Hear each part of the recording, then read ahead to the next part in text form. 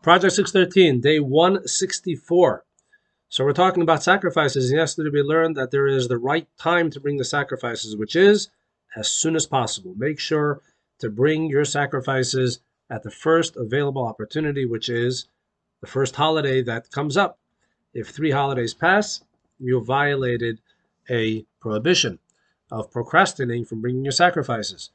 Just like there's a right time for a sacrifice, there's also the correct place to offer your sacrifices to God. One can argue and say, God is everywhere. Why can't I just set up an altar in my backyard and offer a sacrifice to God like they used to do in the olden days? Adam, Noah, Abraham, they set up all these altars everywhere and they were able to offer sacrifices. In fact, we find stories in the Bible before the temple was built.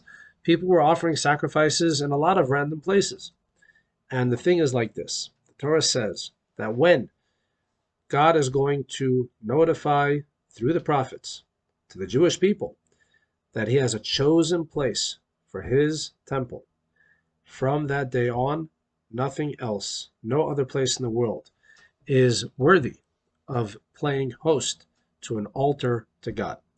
And when King David and King Solomon built the Holy Temple in Jerusalem, that was considered God's chosen space. And from then on, when the first Holy Temple was inaugurated, no one is allowed to set up an altar anywhere else to offer sacrifices to God. All sacrifices must be brought to God's chosen sanctuary, which must be in that chosen space. So that's the first positive commandment. All sacrifices must be offered in the Holy Temple. Let's say you live outside the land of Israel. You're far away. It makes no difference. There is a separate positive commandment, a mitzvah for someone living outside of the land of Israel. If they become obligated in bringing a sacrifice, if they pledge to bring a sacrifice, they must bring those animals, or they must come to the Holy Temple in Jerusalem to offer the sacrifice.